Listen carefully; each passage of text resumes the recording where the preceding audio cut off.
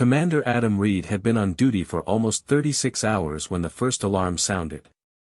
At first, it was just another routine spike on the deep space grid, the kind that usually turned out to be debris, sensor noise, or a misread from a tired monitoring system. The outer defense station of the Archon Empire had seen thousands of false warnings before, and most officers learned quickly not to react too fast. But this was different. A red marker blinked once on the main display. Then again. Then it moved. Adam straightened in his chair. His tired eyes focused on the screen as the marker jumped across the map of 3 full sectors in less than a few seconds. At first, he thought the system had glitched. That would have made sense.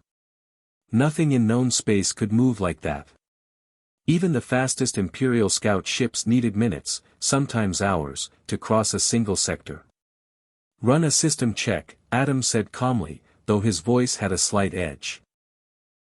Officer Sarah Blake, seated beside him, immediately followed the command. Her fingers moved quickly across the control panel. She pulled data from multiple sensor arrays at once, forcing the system to re-evaluate the readings. Her expression changed as she worked. After a few seconds, she stopped. "Commander," she said slowly, "this is not a glitch." Adam turned toward her. "Explain." Sarah rechecked the data again, as if hoping it would change. It did not. "No engine signature," she said. "No heat trail. No ion disturbance. Nothing that matches any known propulsion system." Adam frowned. That alone was strange, but not impossible. Some smugglers used low-signature engines, and some experimental ships could hide heat output. But there was more in her voice. Sarah continued. "It's not just hidden. It's absent. There is no origin data at all. It did not appear from a jump gate, and it did not enter from the outer grid. It simply crossed space." The room went quiet. Another officer nearby leaned closer to his console. "That's impossible," he muttered. "Every object in space leaves some trace. Even rocks heat up from friction or radiation." Sarah shook her head. "This did not." Adam stood up slowly and walked toward the central hologram display. The map of the sector hovered in the air, glowing softly. The red marker blinked again, now much deeper inside Imperial territory.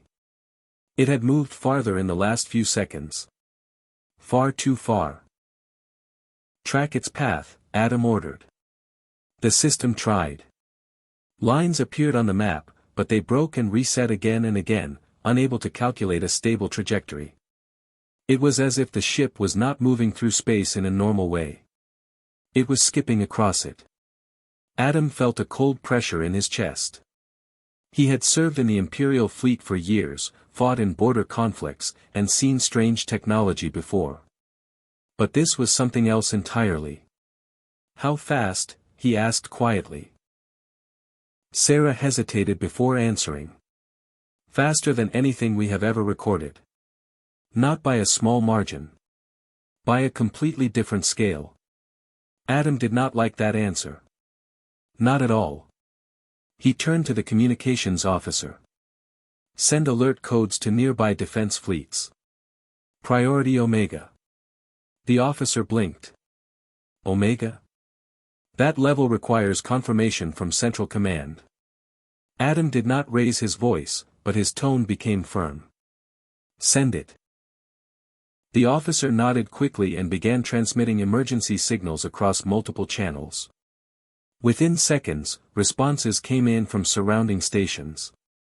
Ships were being rerouted. Weapons systems were being powered up. Entire fleets began shifting positions like waking giants.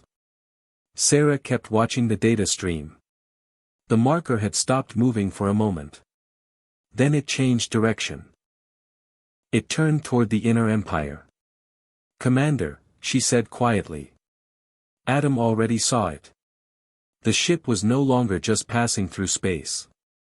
It was heading straight toward the heart of the Archon Empire. He felt the weight of the situation settle fully onto him now. This was no longer a sensor anomaly. This was an unknown object entering the most protected region of their space with impossible speed and no known origin. "Can we identify it visually?" he asked. Sarah shook her head. "Long-range cameras cannot lock on. Every attempt to focus breaks within milliseconds. It's like something is interfering with perception itself." Adam stared at the screen. A part of him wanted to believe this was some kind of rare natural phenomenon. A space distortion. A sensor failure. Anything normal. But deep down, he knew better. "Increase alert level," he said. "Notify Capital Command." The communication officer hesitated again. "Commander, if we escalate to Capital Alert without proof." Adam cut him off. "We already have proof. We just don't understand it yet." The officer swallowed and complied. Across the Imperial network, alarms began to spread. On distant ships, crews rushed to battle stations. On stations like theirs, officers stared at the same impossible data. Something unknown was inside their space. Something that should not exist. Sarah leaned closer to Adam. "If this is hostile." Adam did not answer immediately. He watched the marker again. It was still. Waiting. Or perhaps observing. "I don't think it came here to ask permission," he said finally. A few seconds passed.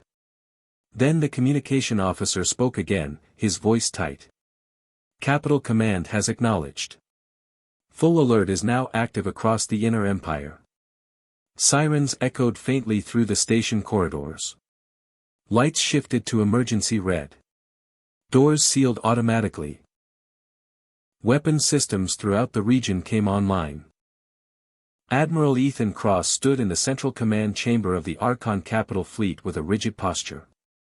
The room around him was filled with holographic war maps, shifting lights, and urgent reports coming in from dozens of systems at once.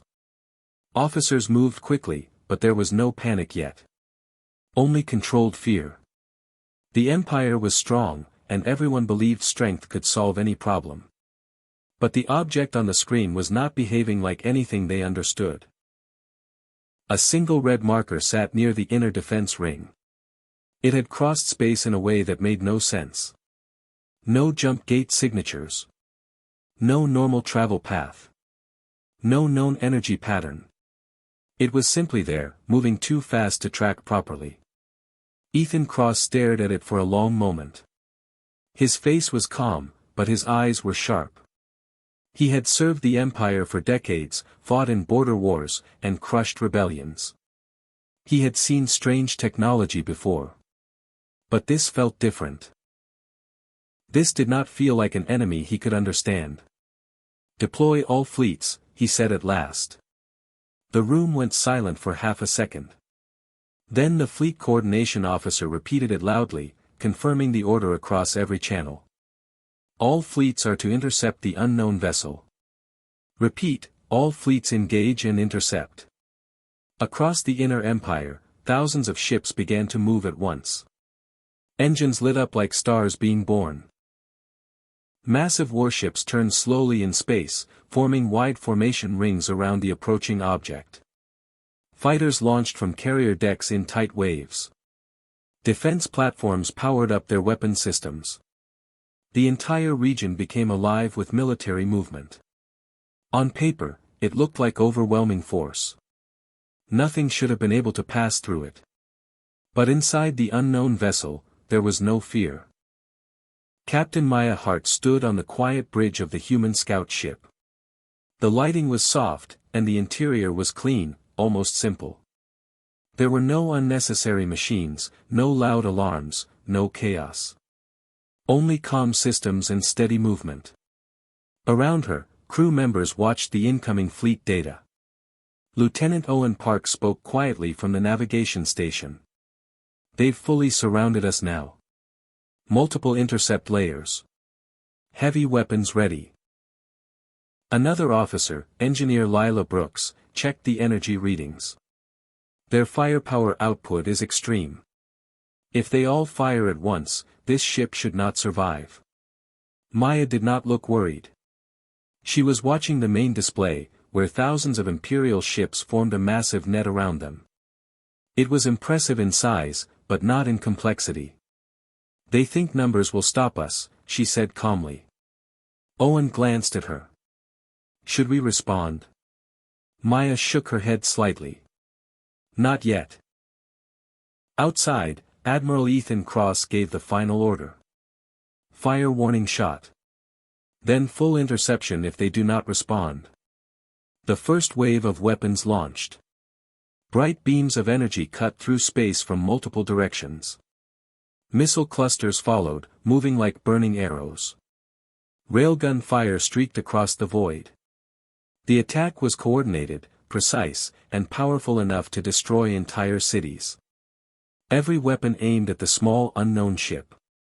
Inside the human vessel, alarms remained silent. Maya watched the incoming fire without moving. "Hold steady," she said. The crew obeyed. The first beam reached them. And then something impossible happened. The energy simply stopped. There was no explosion. No impact. No shield flare. It did not bounce away or break apart. It just disappeared, as if space itself had swallowed it. Owen blinked.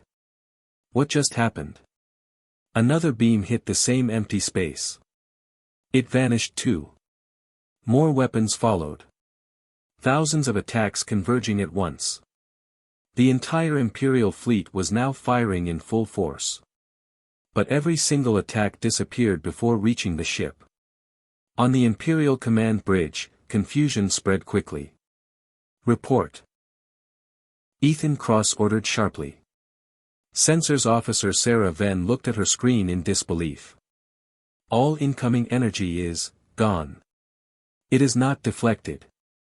It is not absorbed by any known shield. It is simply no longer there." "That makes no sense," another officer said. Ethan Cross stepped closer to the main display. "Are we being jammed?" "No sir," Sarah replied quickly. "There is no interference signal. The weapons are firing normally. The results just do not exist anymore." For the first time, doubt appeared in Ethan's mind. Across space, the firing continued.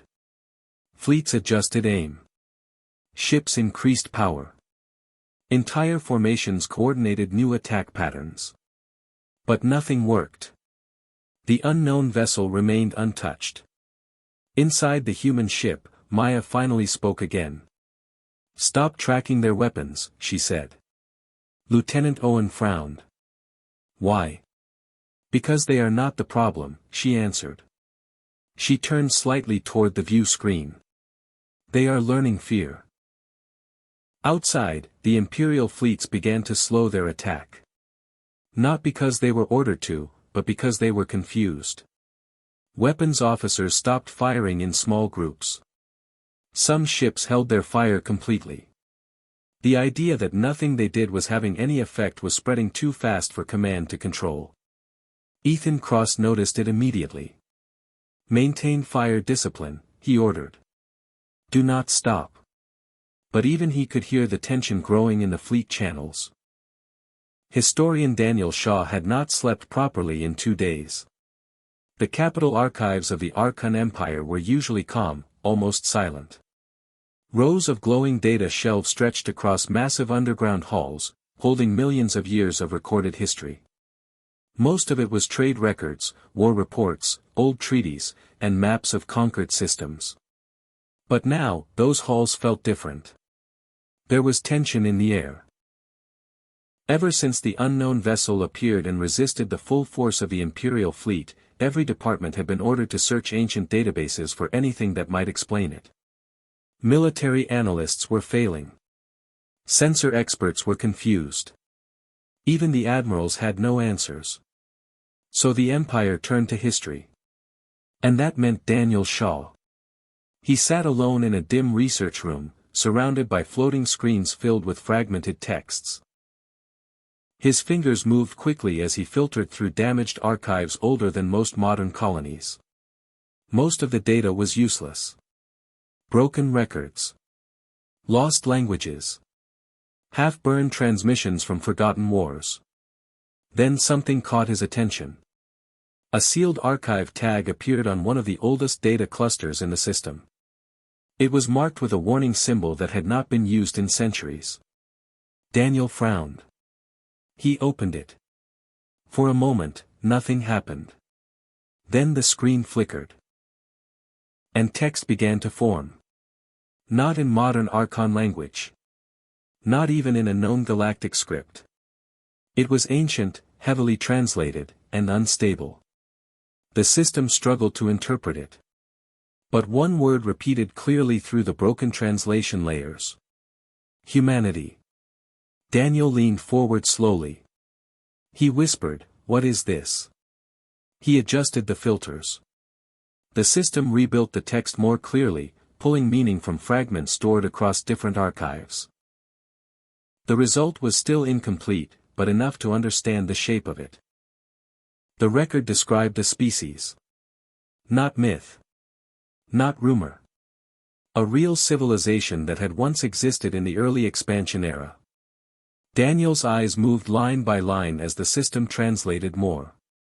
The record spoke of a world that was unstable, dangerous, and constantly in conflict. A planet where survival was never guaranteed. Where entire regions changed from safe to deadly within generations. Where species did not evolve in comfort, but in constant pressure. Daniel stopped reading for a moment. "That cannot be right," he muttered. He continued.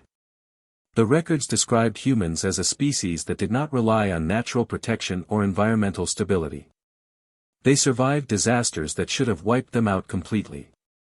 Their history was filled with repeated collapse and recovery cycles. Wars.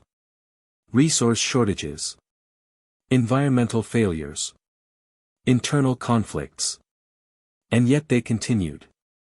They adapted. They learned. They rebuilt faster each time.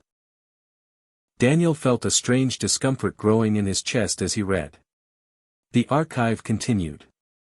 Early imperial explorers had apparently encountered human colonies on the edge of known space thousands of years ago. At that time, humanity was already expanding rapidly, even though their home system had gone through catastrophic damage. The records described them as unstable but highly adaptive. Another line appeared. They do not fear collapse. They expect it. Daniel paused again. That sentence felt wrong in a way he could not explain. He leaned back in his chair, staring at the glowing screen. Then he reopened military cross-reference data. If this species had existed, there should be combat records. Contact logs. Diplomatic exchanges. And there were. But they were scattered. Classified. Some even sealed by orders from long-dead emperors. As Daniel pieced them together, a pattern emerged. Humanity had not been destroyed. It had withdrawn. Not because it lost. But because it stopped participating. No one knew why. The last confirmed Imperial contact report described human ships disappearing from known space without warning. Entire colonies vanished from maps. Outposts lost contact. Then nothing. For centuries, they were assumed extinct. Daniel stared at the screen for a long time. Then he whispered, "And now they are back." A warning tone suddenly echoed through the archive room. Daniel looked up sharply. The system had triggered a priority broadcast channel. Military command was speaking across all networks. Admiral Ethan Cross's voice filled the room. "Attention all fleets. New data confirmed. Unknown vessel classified under ancient designation." Daniel's heart rate increased. The name followed. Humanity. The word repeated across every channel in the Empire within seconds. Military ships, stations, defense platforms, and command centers all received the same classification update. Humanity. Not enemy code. Not unknown object. A recognized ancient classification. Daniel stood up quickly. His screens began updating automatically, pulling every related file into active view. Suddenly, what had been hidden for centuries became visible to every military system. And fear spread faster than information. On naval ships across the capital system, officers stared at their displays in silence. Some did not understand the name. Others recognized fragments of it from old academy lessons that were never meant to be important. But the system updates made one thing clear. Humanity was not a random discovery. It was a return. In the command center, Ethan Cross read the newly decrypted historical file himself. His expression changed slightly as he absorbed the information. A nearby officer spoke carefully. "Sir, are they dangerous?" Ethan did not answer immediately. Instead, he read the final line of the archive. It was not a warning written by humans. It was written by an extinct observer species that had once studied early galactic civilizations. It said, "When humanity enters a system, the rules of survival change." Ethan closed the file. Across the Empire, reports began flooding in. Ships were asking for clarification. Defense stations demanded confirmation. Civilian channels picked up fragments of military broadcasts and began spreading panic. The name humanity was now everywhere. On screens. On orders. On encrypted alerts. And deep in space, the unknown vessel remained untouched. Daniel Shaw stood alone in the archive room, watching the name repeat across every system. For the first time in his career, he realized something terrifying. History was not just being studied anymore. It had just arrived. Engineer Liam Frost stared at the control panel as if it had started speaking a different language. At first, it was just one fleet. Then 2. Then 10. Across the Archon Empire's inner defense ring, entire war groups were losing control at the same time. Ships that had been perfectly stable moments ago now drifted slightly off formation.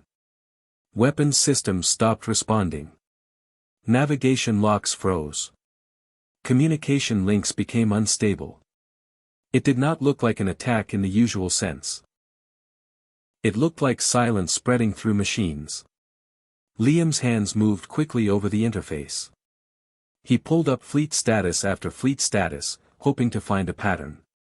But there was none that made sense.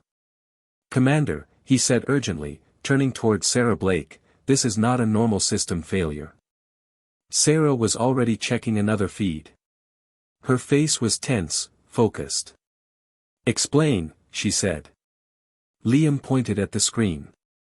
"It is happening everywhere at once. Capital fleets, outer defense groups, reserve carriers. Their systems are not damaged.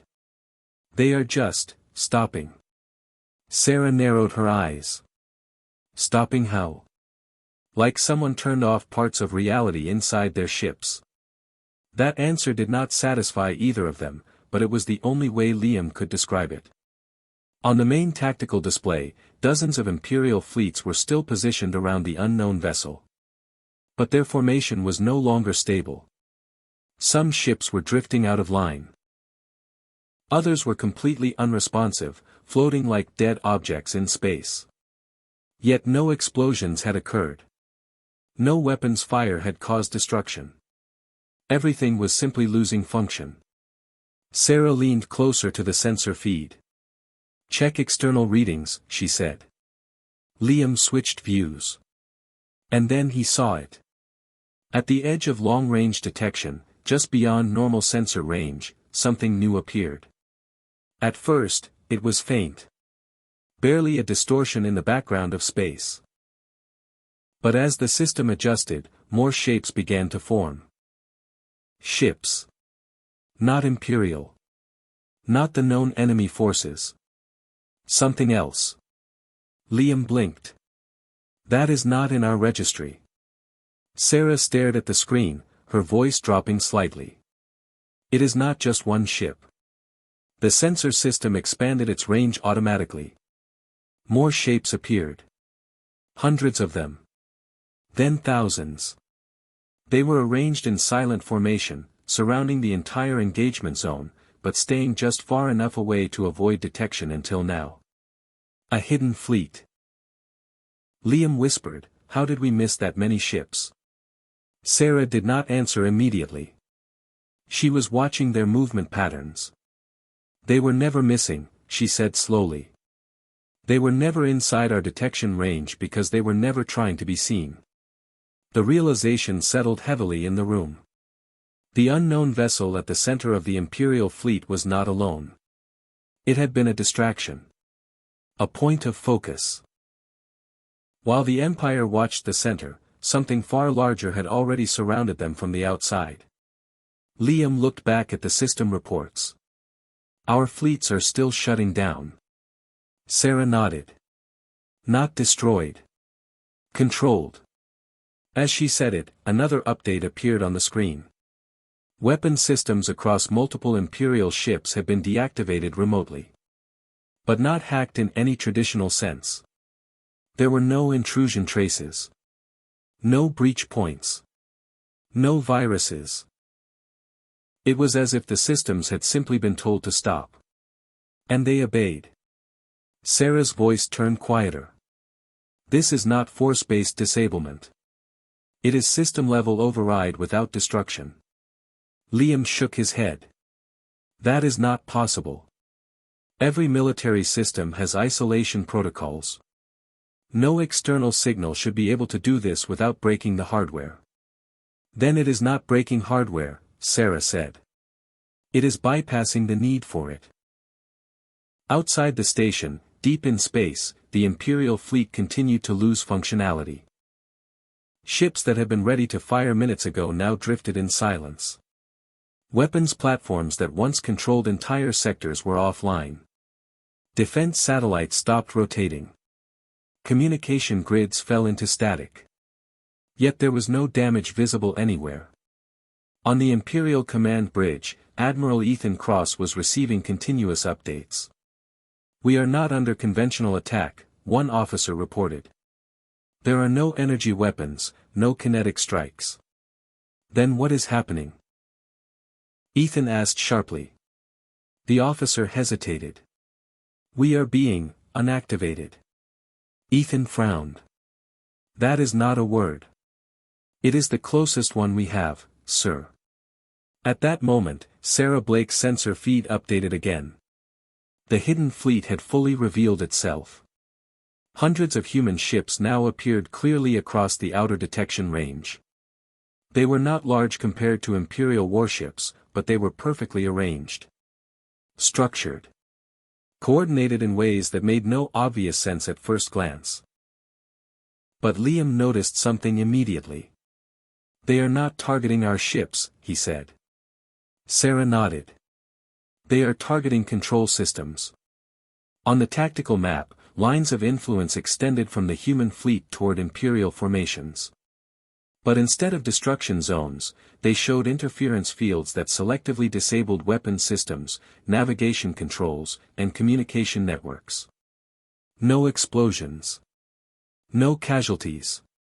Just removal of combat ability. Liam felt a strange discomfort building in his chest. Why are they doing it like this? Sarah watched the data carefully. Because they are not here to fight a war. Liam looked at her. Then what are they doing? She paused before answering. They are making sure there is no war to fight. On the Imperial side, panic was beginning to spread. Ships that still had functioning systems were retreating. Some tried to fire, but their weapons failed immediately. Others attempted manual overrides, only to find their controls unresponsive. Admiral Ethan Cross stood alone on the upper command deck of the Archon capital ship. The room was quieter now than it had ever been during a military crisis. Screens still showed thousands of imperial vessels floating powerless in space. Systems were still failing in waves. But the chaos had stopped growing. It had reached a strange kind of stillness. No one had expected silence to feel this heavy. Ethan looked at the reports again. Entire fleets were disabled, not destroyed. Weapons were offline. Navigation was locked.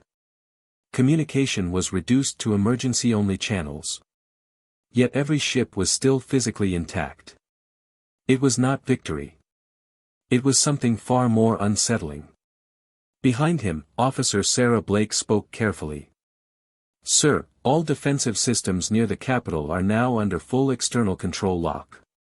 We cannot restore them." Ethan did not respond immediately. His eyes remained on the main display, where the unknown vessel still hovered at the center of the system. It had not moved.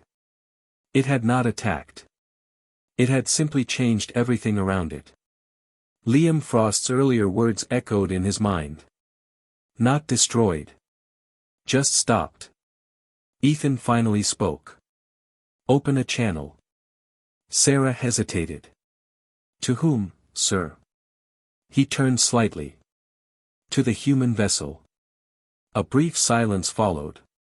It was not fear that stopped the crew. It was uncertainty. Contacting the unknown force that had neutralized the Empire so completely felt like stepping beyond a point of no return. But the order was clear. A secure communication channel was opened. Inside the human scout ship, Captain Maya Hart stood waiting as if she had expected the call long before it arrived. The bridge was calm. No alarms.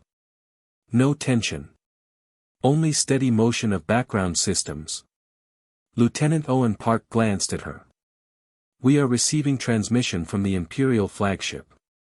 Maya nodded once. "Accept it." The screen shifted. Admiral Ethan Cross appeared, standing tall but visibly strained. The weight of the situation showed in his expression. He was a man used to control, now forced to accept its loss. For a moment, neither side spoke. Then Ethan broke the silence. "You have disabled our fleets," he said carefully. "Without destruction." Maya answered simply, "Yes." Ethan studied her for a moment. "Why?" Maya did not hesitate. "Because destruction is not necessary to stop something that is already unbalanced." That answer did not satisfy him, but it confirmed something he already suspected. Humanity was not acting like a conqueror. Not like a rebel. Not even like an enemy. They were acting like a system correction. Ethan took a slow breath. "We are requesting negotiations." There was another pause. Not from hesitation, but from confirmation. Maya finally nodded. "Accepted." Sarah Blake, standing behind Ethan, looked surprised. "That simple?" Ethan did not look away from the screen. "Nothing about this has been simple." The connection stabilized. Both sides now had a direct channel between Imperial Command and the human scout ship. Ethan spoke again, more carefully this time. "Your actions have placed our entire military structure under your control. That is not a position we can ignore." Maya's voice remained calm. "We did not take control. We removed instability." Ethan frowned slightly. "You call the Archon Empire unstable?" Maya looked at him directly. "We call any system that expands through fear unstable." The words landed heavily. For the first time in the conversation, Ethan did not have an immediate response. Behind him, officers exchanged uneasy looks. The Empire had always justified its expansion as order, security, and protection. Hearing it described as instability felt like a direct challenge to everything they believed. Ethan steadied himself. "What do you want from us?" Maya's answer came after a short pause. "Balance." The word echoed through the command bridge. Ethan repeated it quietly. "Balance?" Maya nodded. Civilizations that grow without balance eventually collapse. We have seen it before. Many times. Ethan's voice lowered slightly. And you believe we are heading toward collapse? Yes, Maya said. Not because you are weak. Because you are unchecked. A silence followed. Outside the ship, the Imperial fleet still drifted in disabled formation. No one had fired a shot in minutes. The entire system felt like it was holding its breath. Ethan finally spoke again. If humanity is so concerned with balance, why reveal yourselves now? Maya's gaze shifted slightly, as if she was looking beyond him, beyond the ship, beyond the system itself. Because balance was broken, she said. By us? Ethan asked. No, Maya replied. By something that forced us to act again. That answer did not bring clarity. It only deepened the mystery. Before Ethan could ask more, a new signal appeared on long-range sensors. Far beyond the Archon system. At the edge of known space. A disturbance. Sarah Blake's voice changed instantly. Sir, we are detecting an unknown movement signature. It is not imperial. It is not human. Ethan turned sharply. Source. Sarah studied the data. It is deep range. Outside all mapped territories. Liam Frost, still monitoring fleet systems, added quietly, it is accelerating toward us. On the human bridge, Maya Hart also received the same alert. Her expression changed slightly, just enough for her crew to notice. Owen frowned. That's not one of ours. Maya shook her head. No. The communication link between Maya and Ethan was still open. He saw her reaction immediately. What is it? Ethan asked. Maya's voice lowered slightly. Something that should not be here. Ethan felt a chill that had nothing to do with space or technology. Is it another human fleet? Maya answered carefully. No. She paused. Humanity does not travel like that. Another moment passed. The distant signal grew stronger. Faster. More defined. On every remaining Imperial sensor, a new object began forming at the edge of detection. Ethan Cross stared at the screen as the unknown shape approached.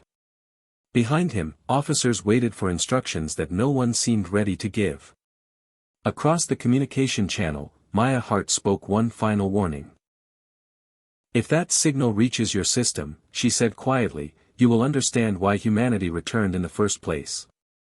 The connection remained open. The signal kept moving. And for the first time since the Empire had risen to power, Ethan Cross realized the real threat was not what had already arrived. It was what had just noticed them.